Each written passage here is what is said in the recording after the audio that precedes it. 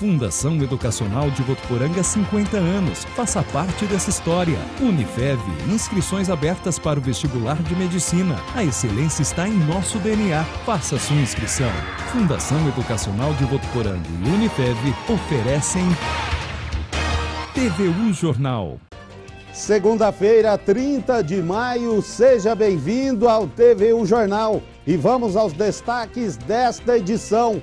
Fernandópolis já tem 9 casos confirmados de Zika vírus. 3 são de gestantes. Em Votuporanga são 2 casos confirmados e outros 10 sobre investigação. Já está funcionando no campus centro da Unifev a Regional de Perícias de Investigação de Vínculo Genético de Votuporanga. Representantes de várias cidades da região se reuniram em Votuporanga para discutir temas ambientais. E estamos no mês internacional dos museus. Você conhece o Museu Municipal de Votuporanga? A gente mostra para você agora no TVU Jornal.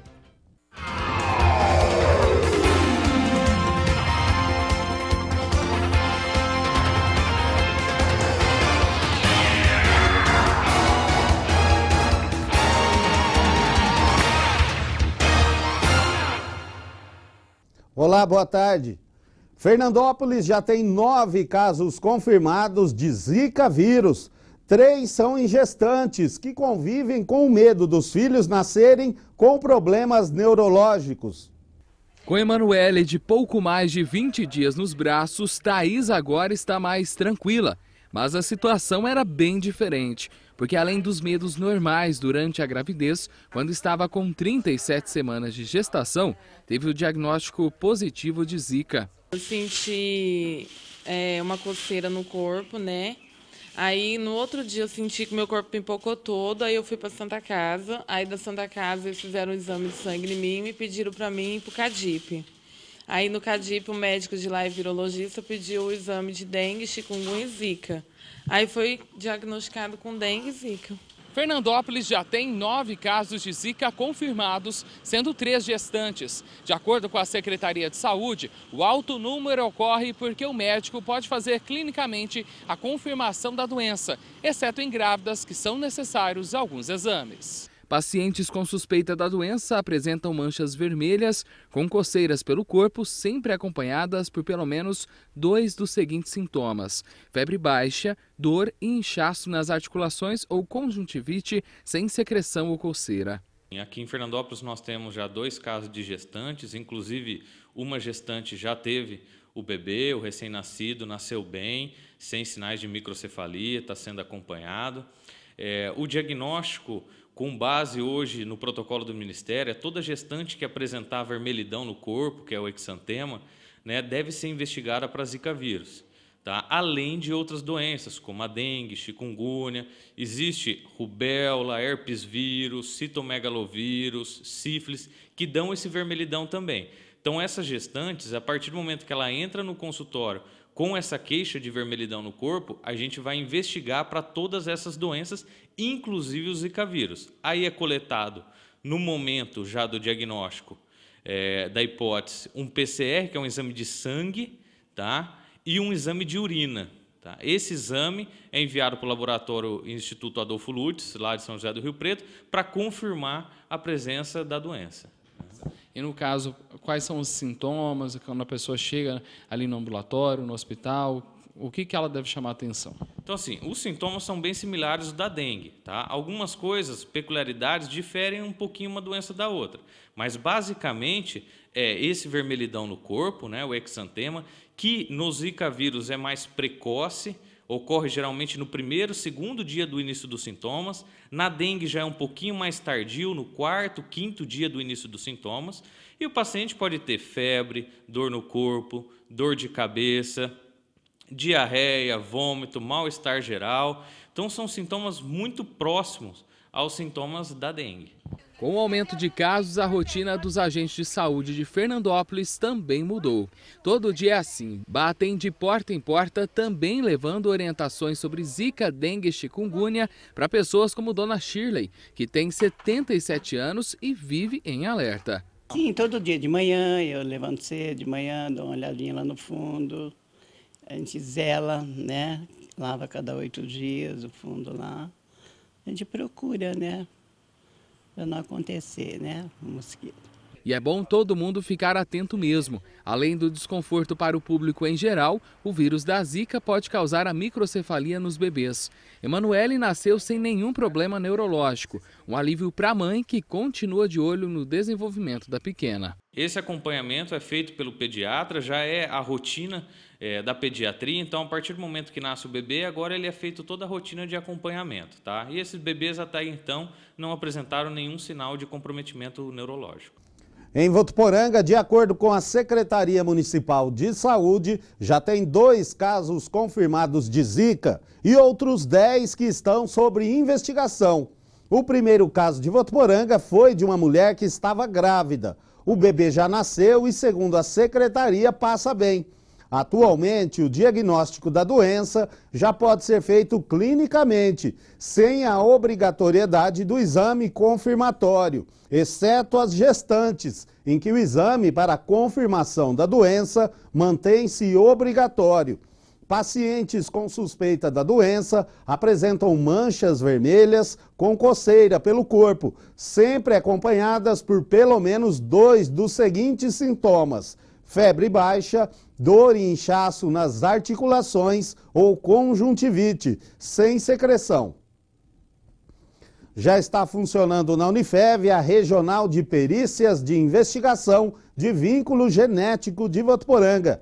Ela está instalada no Campus Centro e vai atender a população de 3 comarcas da região.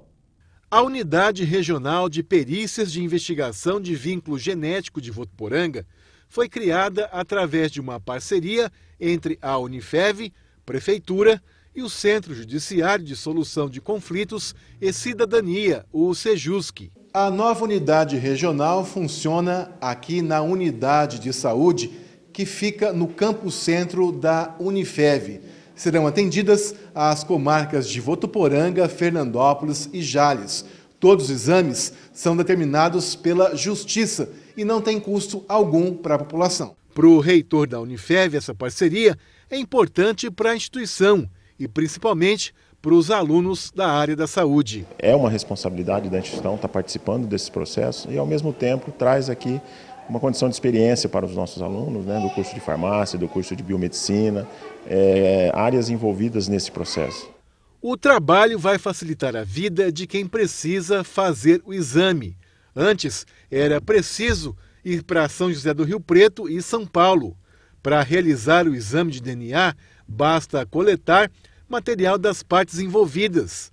A enfermeira do Núcleo de Coleta e Controle de Qualidade do Instituto de Medicina Social e Criminologia de São Paulo explica como é feito esse procedimento. O exame é colhido através de uma punção digital, então é um furinho na ponta do dedo, é colocado num cartão especial, que é um papel absorvente, que a gente chama um papel filtro, FTA, e ele é acondicionado dentro do envelope e vai ser enviado diretamente para o nosso laboratório lá em São Paulo, onde é feita a extração e a análise do DNA dos indivíduos participantes da perícia. Para a coordenadora de biomedicina, os futuros profissionais terão a oportunidade de somar novos conhecimentos. A coleta é muito importante, é um procedimento que exige muita atenção, porque nós não podemos errar. Então, nós estamos decidindo a vida de famílias, né? E não que os outros procedimentos não sejam importantes, mas esse é uma atenção redobrada. E essa presença do aluno aqui conosco é muito importante, é muito interessante para ele saber a seriedade da nossa profissão. Os alunos falam sobre a oportunidade de colocar em prática a teoria. Contato com o público é muito importante, é uma área que a gente pode atuar e a gente às vezes nem sabe. Isso eu vou levar para sempre como experiência e prática e tudo mais. As coletas serão realizadas na última quarta-feira de cada mês. A entrada do consultório municipal Dr. Jamilo Zeituni fica na Rua Paraná, 3597. O telefone é o 3423-5255. E os buracos da via provisória de acesso da Avenida Onofre de Paula à rodovia Péricles Bellini foram alvos de críticas dos motoristas nos últimos dias. Mas, pelo menos por enquanto, o problema foi resolvido. Mesmo com a fina camada de cascalho colocado no local para amenizar a poeira e o surgimento de buracos, não tem jeito.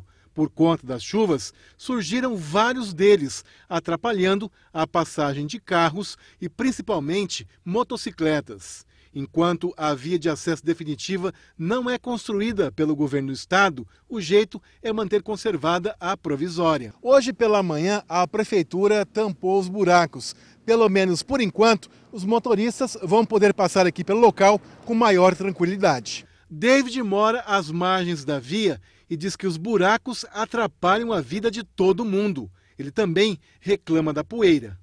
Muita panela, os caminhões passando.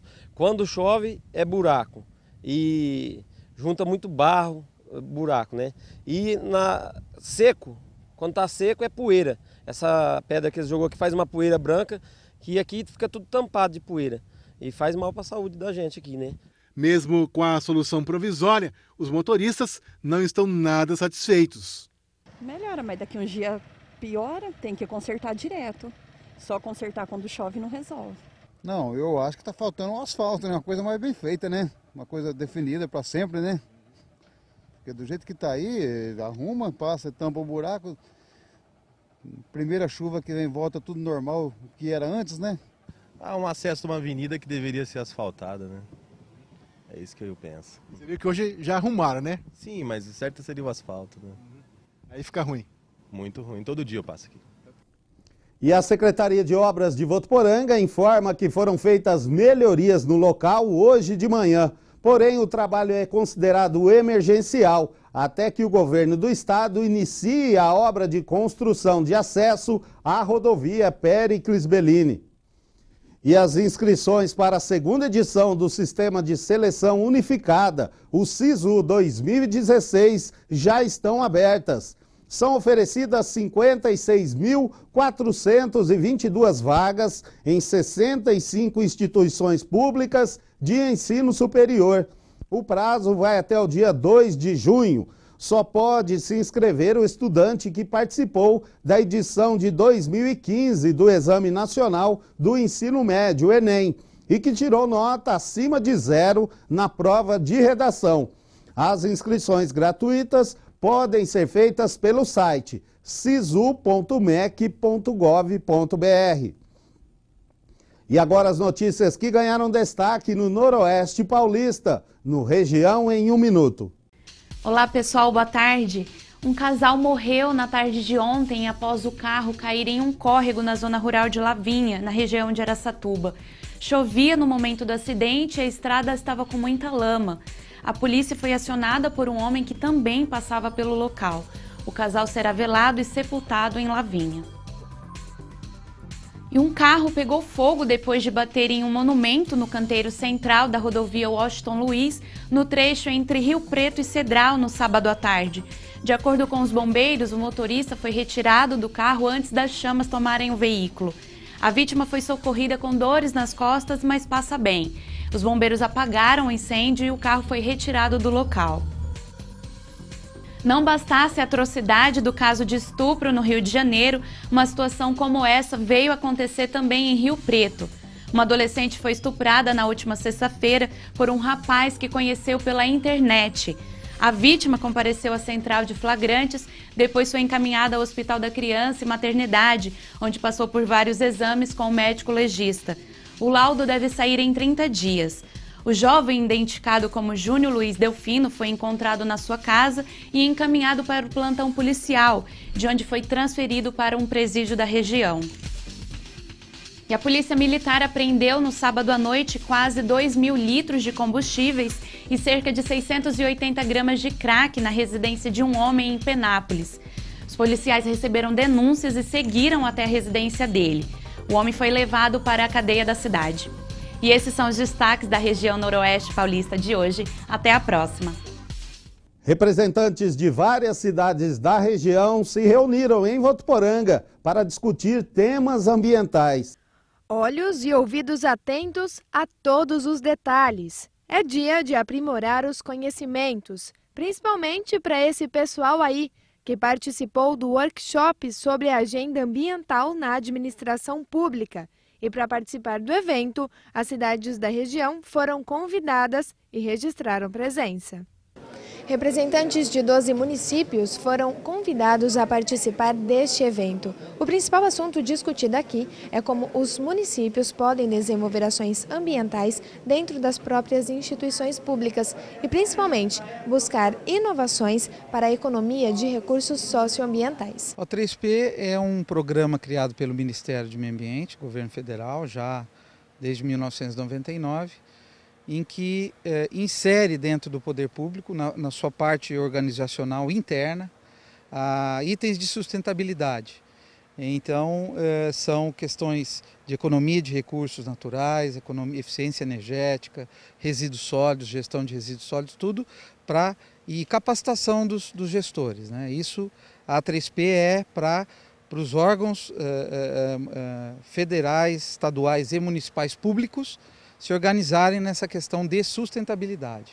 Os municípios participantes fazem parte do Consórcio Intermunicipal de Desenvolvimento Ambiental Sustentável, a CIDAS, e são eles: Américo de Campos, Pontes Gestal, Paulo de Faria, Cardoso, Álvares Florense, Parisi, Pedranópolis, Meridiano, Valentim Gentil, Votuporanga, Cosmorama, Nipoã e Jaci. Para o superintendente da SAEV Ambiental de Votuporanga, o evento é muito importante, tanto para a administração pública quanto para o município. Votuporanga é um exemplo, né, de município que cuida aí do meio ambiente.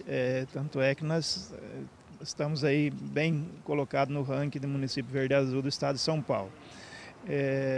Mas o importante, o workshop é importante para nós também, né? Porque quanto mais a gente faz, mais a gente sabe, aprender mais, melhor ainda, né? E nossa equipe toda está empenhada nisso desde quando o prefeito Júnior Marão passou a responsabilidade pelo meio ambiente. Para a SAEV tem cuidado muito bem disso. Durante o evento, os participantes assistiram palestras e fizeram algumas dinâmicas em grupo. O consultor do Ministério do Meio Ambiente esteve no evento, falou sobre o projeto e o uso racional de recursos para incentivar os municípios a aderirem ao programa. Essa é uma metodologia que ela tem um objetivo muito interessante, principalmente para os dias de hoje, que é melhorar a eficiência e o desempenho da administração pública. Ou seja, melhorar o funcionamento da máquina administrativa de cada uma das prefeituras. Essa é uma metodologia que ela já tem 16 anos de existência e ela é baseada numa série de ações, como de redução do consumo de energia, né, redução do consumo de água, licitações sustentáveis, construções sustentáveis, ou seja, ela trabalha com diversos aspectos com esse objetivo de melhorar o funcionamento das prefeituras. Angelina veio de Paulo de Faria especialmente para o evento. Ela diz que se os municípios se unirem, os problemas ambientais podem ser amenizados. O CIDAS é um consórcio intermunicipal de desenvolvimento ambiental sustentável. A sede do CIDAS fica em Cosmorama. Ela agrega hoje 12 municípios que são representados. Cada gestor do meio ambiente participa como representante desse consórcio. O que é o consórcio? O consórcio é uma união desses municípios para uma maior publicidade em relação ao meio ambiente, para adquirir recursos próprios. É muito mais fácil, aquela questão, a união faz a força. De acordo com os organizadores, este programa tem sido implementado por diversos órgãos e instituições públicas das 3 esferas do governo: federal, estadual e municipal. Eles incentivam ainda que os outros segmentos da sociedade podem usar como modelo de gestão socioambiental. Para o gestor de meio ambiente da SAEV, os benefícios não são apenas para as empresas, são também para a comunidade. Olha, essa 3P, o que é de interessante nela? Ela traz, além de toda a conscientização ambiental, social, ela traz economia para os órgãos públicos. A sustentabilidade é isso, são ações ambientais e sociais, trazendo economia de recursos financeiros e recursos naturais. Então, a A3P traz um benefício direto financeiro mesmo, economia de energia, por exemplo, de materiais. Isso tem um reflexo muito importante dentro, né, e na parte organizacional de cada instituição, e isso se reflete diretamente no município. Com isso, cada instituição pode se organizar melhor, pode até ter alguma sobra de recursos e utilizar isso de uma maneira diferente, mais eficiente na próprio município. E os municípios que queiram fazer parte do Consórcio Intermunicipal de Desenvolvimento Ambiental Sustentável podem entrar em contato com a central em Cosmorama. O telefone é o 17 3836 7386. Em maio é comemorado o Mês Internacional dos Museus. Em Votuporanga, muita gente não sabe, mas existe e é aberto ao público o Museu Municipal, um espaço com relíquias que ajudam a contar a história e entender Votuporanga. É no prédio da antiga algodoeira Matarazzo que funciona o Museu Municipal. Uma simples visita por aqui representa uma viagem completa na história de Votuporanga. Nas paredes, fotos do início da cidade e de seu desenvolvimento. Essa foto, por exemplo, mostra o primeiro edifício do município, o Julieta, em plena construção. Nessa outra, o sapato preto da menina, a chegada do asfalto na Rua Amazonas. Nessa imagem, o homem religioso é o Padre Isidoro, que hoje dá nome a uma importante rua da cidade no momento da primeira missa campal. E andando aqui pelo Museu de Votuporanga, além de mergulhar nessa história tão rica da cidade, a gente acaba encontrando também alguns detalhes históricos bastante interessantes. Por exemplo, aqui o anteprojeto da Praça da Matriz, o que viria a ser a principal praça de Votuporanga. E desse outro lado, mais curioso ainda, esse projeto aqui da época do prefeito Hernani de Matos Nabuco. É o obelisco que hoje está lá no centro de Votuporanga, homenageando os pioneiros e que na época era um projeto que só veio a se tornar realidade décadas depois. Aqui no nosso Museu Municipal de Votuporanga, as pessoas da comunidade, elas encontram fotos em preto e branco, né, objetos, esculturas também, desde a fundação, né, o desenvolvimento da cidade. São peças usadas, né, desde a época lá do início de 1930. O museu também abriga obras importantes do artista Deco D'Antônio, conhecido por usar materiais recicláveis como madeira, papéis, garrafas e outros.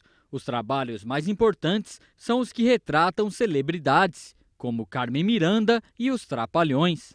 E outro ponto bem interessante aqui do Museu de Votuporanga é esse aqui, um ambiente que recria o gabinete do prefeito João Gonçalves Leite. A Érica vai explicar para a gente uns detalhes desse local aqui, esse ponto do museu, Érica. Exatamente, esse espaço aqui é do nosso primeiro prefeito eleito, João Gonçalves Leite, né? E na foto consta também os objetos, né, pertences a ele naquela época que ele usou, né? A mesa, a cadeira, né, o armário lá atrás, e a foto também mostra para todos verem como foi os objetos pertencentes ao nosso primeiro prefeito eleito da época. Tantas informações cativaram esses idosos assistidos pelo Centro de Referência de Assistência Social, o CRAS de Votuporanga, e causaram grandes emoções. Dona Laide reviveu a infância ao ver a foto da sua antiga professora, a Dona Elza, na escola Uzenir Coelho Zeituni. Foi muita emoção, muito grande, né? Porque fazia muitos anos que a gente não se via essas coisas. A senhora lembrou também da escola? Da escola, do tempo que eu ia na escola, né? O mesmo sentimento teve a Dona Claudete. Ela reconheceu na foto o pai, hoje com 96 anos, que veio para Votuporanga ajudar a construir a ferrovia, que trouxe desenvolvimento para toda a nossa região. É muita emoção, viu? Muita emoção de saber que ele participou do começo da cidade. Mas ele sempre contava para a gente. Agora ele não conta mais, porque ele está muito de idade, ele está vivo ainda. Mas ele participou do desenvolvimento de tudo isso que a gente está vendo aqui no museu. De tudo aqui ele participou, da linha de ferro, tá? Foi do começo. Isso é muito importante, né? Ver o carinho, ver a emoção quando as pessoas chegam aqui e relembram fatos, momentos, que até alguns deles que vêm aqui presenciou esse momento, né? Foto, data, né? Comemoração. É muito importante, é muita emoção para nós também aqui no museu. Uma grande riqueza. Muito, é muito. Essas e outras emoções podem ser revividas no museu. Os visitantes também podem lembrar ou conhecer aparelhos e utensílios que faziam parte do dia a dia e eram essenciais em outra época. Também há espaço para conhecer um pouquinho das antigas cozinhas caipiras. Isso e muito mais com entrada franca, aguardando a visita da população. O nosso museu ele funciona de segunda a sexta-feira, né? O horário é das 8 às 17 horas. Agendamento para escolas, visitas, né? É só ligar no 3422-4451, que é agendado os horários e aberto à comunidade em geral também. E no último sábado, um grupo de mulheres de Votuporanga realizou uma manifestação pelo fim da cultura do estupro. Elas percorreram o centro da cidade, entre a Praça São Bento e a Concha Acústica, em silêncio, com cartazes representando o pesar pelas vítimas deste crime hediondo. Por meio desta manifestação, elas buscam chamar a atenção para o assunto e sensibilizar a sociedade para a importância da denúncia de atos de violência de qualquer natureza contra as mulheres. E no próximo bloco tem a nossa previsão do tempo e ainda os destaques da rodada do Brasileirão com Josiano Garofolo. A gente volta já.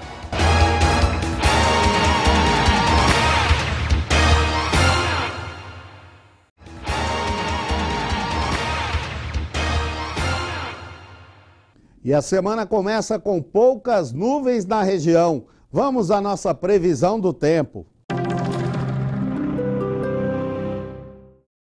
Olá, boa tarde. Um sistema de baixa pressão gera instabilidade e aumenta as condições de chuva para o estado de São Paulo no início desta semana. Muitas nuvens carregadas vão se formar e essa nebulosidade provoca chuva forte da capital até o interior. Na capital São Paulo, por conta da chuva do fim de semana, as temperaturas continuam amenas. Por lá, a previsão de chuva durante todo o dia, mínima de 14 e máxima de 25 graus. Em Rio Preto, o sol apareceu entre muitas nuvens nessa manhã e pode chover durante a tarde e a noite. As temperaturas variam entre 17 e 25 graus. Em Votuporanga, também há previsão de chuva para esta segunda-feira e ela pode vir a qualquer hora. Por aqui, os termômetros marcam mínima de 14 e máxima de 29 graus. Uma ótima semana a todos e até mais. Chegou a hora do esporte, o Josiano já está aqui. Muito boa tarde, Josiano. Vamos começar aí falando sobre o Campeonato Paulista Sub-20 da primeira divisão. O Cavinho, o time do técnico Ailton, melhorou, Josiano? Olá, Luciano. Olá, todo mundo que acompanha a primeira edição do TV O Jornal. Melhorou sim, viu, Luciano? Apesar da vitória, a primeira vitória na competição não ter vindo aí nessa rodada, mas o time mostrou evolução e quase teve uma sorte melhor jogando em Rio Claro. O jogo foi no sábado pela manhã contra o Velo Clube. A Votuporanguense saiu na frente no placar, um golaço, aliás, chute de longa distância, marcado pelo volante Aleph Zuri. Aliás, o Aleph, que é aqui da região, é da cidade de Cardoso. Só que o que acontece, Luciano? A Votuporanguense viajou para Rio Claro de madrugada e, tem vários fatores aí que influenciaram. O time, ainda no primeiro tempo, teve uma queda no rendimento. O time do Velo Clube empatou o jogo e conseguiu a virada ainda no primeiro tempo. No segundo tempo foi uma história totalmente diferente. Aos 10 minutos de jogo aí, a Votuporanguense ficou com um jogador a menos, teve um lateral expulso e buscou o resultado, o gol de empate, mesmo com um jogador a menos. Teve várias chances de gol, Luciano. E o gol veio mesmo, gol salvador, aliás, veio no finalzinho do jogo, aos 40 minutos do segundo tempo, com o Dracena. Final, Velo Clube 2, Votuporanguense também 2. E agora o time do Cave tem a semana inteira livre de trabalho aí para no final de semana, no sábado, na Arena Plínio Marim, jogar contra o Oeste de Itápolis. Aliás, o Oeste que tem sido saco de pancadas em algumas rodadas do campeonato, levou várias goleadas, viu, Luciano? Então, o torcedor, o pessoal que gosta aí do futebol, no sábado tem jogo na Arena entre Votuporanguense e Oeste. Uma vitória contra o Oeste coloca o time de novo no campeonato. Isso aí, Josiano, agora saindo de um campeonato e indo para o outro, que aliás é o mais rico do mundo, a Liga dos Campeões da Europa. Não deu para o Atlético, né? A gente torceu, mas não deu. Real aí, 11º título. É isso mesmo, Luciano. Apesar de estar torcendo para o Atlético de Madrid, eu tinha um palpite que na hora da decisão mesmo ia pesar um pouco mais esses jogadores medalhões que o Real Madrid tem, jogadores consagrados, como o Cristiano Ronaldo, como o Benzema, como o Bale, enfim, foi o que acabou acontecendo. O Atlético de Madrid, que vinha fazendo atuações espetaculares, tomou um gol, depois conseguiu ainda o empate, teve prorrogação, e aí nos pênaltis, que o pessoal chama de loteria, só que foi mais competente aí o time do Real Madrid, 11ª Liga dos Campeões. Detalhe dessa cobrança de pênalti aí, o goleiro, o Oblak do Atlético de Madrid, não pulou ali pro lado esquerdo nenhuma vez, Luciano, e todos os pênaltis praticamente foram batidos do lado esquerdo dele. Infelizmente aí, a gente tava torcendo, nossa torcida não valeu muito, e aí que tá, né? Cristiano Ronaldo não fez nada o jogo inteiro, o pênalti decisivo, ele bateu e deu o título pro Real Madrid, 11ª Champions League. Isso aí, tem estrela, né? Tem estrela de campeão. Campeonato Brasileiro teve rodada nesse fim de semana, como é que foi? Passar aqui rapidamente os resultados, Luciano. O Cruzeiro empatou em 1-1 com o América Mineiro, Atlético Paranaense teve uma vitória em casa, está se reabilitando, 2-1 no Figueirense, Chapecoense e Santa Cruz 1-1. Corinthians, fora de casa, venceu por 2-0 o Sport, aliás o Sport lanterninha do campeonato, mas foi a primeira vitória do Corinthians fora de casa, começa a engrenar novamente no Campeonato Brasileiro. Ponte Preta foi derrotada em casa por Flamengo 2-1, Fluminense venceu o Clássico Carioca 1-0 no Botafogo, Vitória da Bahia e Atlético Mineiro empataram em 1-1, o Clássico Paulista, o Palmeiras perdeu, Luciano, 1-0 para o São Paulo. O Palmeiras entrou muito bem no jogo, criou 3 chances de gol claras bem no início do jogo, mas como diz o Muricy Ramalho, a bola pune, não fez, e o São Paulo, muito bem postado, o time do São Paulo, a cara do treinador, o Paton Bausa, conseguiu levar para o Campeonato Brasileiro o espírito da Libertadores e conseguiu aí fazer um gol com Paulo Henrique Ganso, e depois o jogo ficou aberto, né? O São Paulo teve grandes chances no segundo tempo. Para mim, o melhor jogador do Palmeiras foi o Fernando Praz, fez grandes defesas, e hoje é o dia das piadinhas com o Zé Roberto, né? O atacante do São Paulo fez o que quis com o experiente Zé Roberto aí. Então o Palmeiras agora fica aquela coisa, qual que é do Palmeiras no campeonato? Ganha uma bem, perde outra. Tá aí com 2 vitórias e 2 derrotas o Palmeiras. Seguindo aqui, o Grêmio venceu o Curitiba por 2-0 e o Santos, depois de 10 meses, voltou a conhecer uma derrota jogando na Vila Belmiro, perdeu por 1-0 para o Internacional.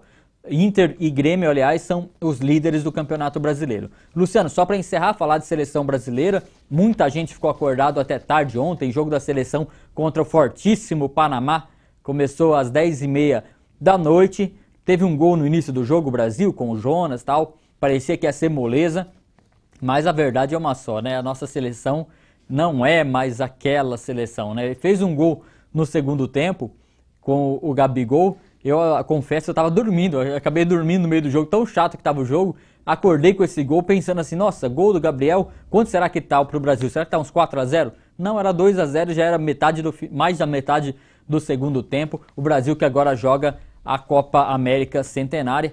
Luciano, eu penso assim, já que não temos uma geração excelente, né, de jogadores excelentes, porque jogador de seleção brasileira tem que ser excelente, e já que não temos esses jogadores excelentes, o negócio era montar um bom time, então, né, pegar um excelente técnico e pegar desses bons jogadores e montar um excelente time. É isso que está faltando, a gente não tem jogador e não tem comando. Dunga, para mim, não serve para a seleção brasileira no momento, não.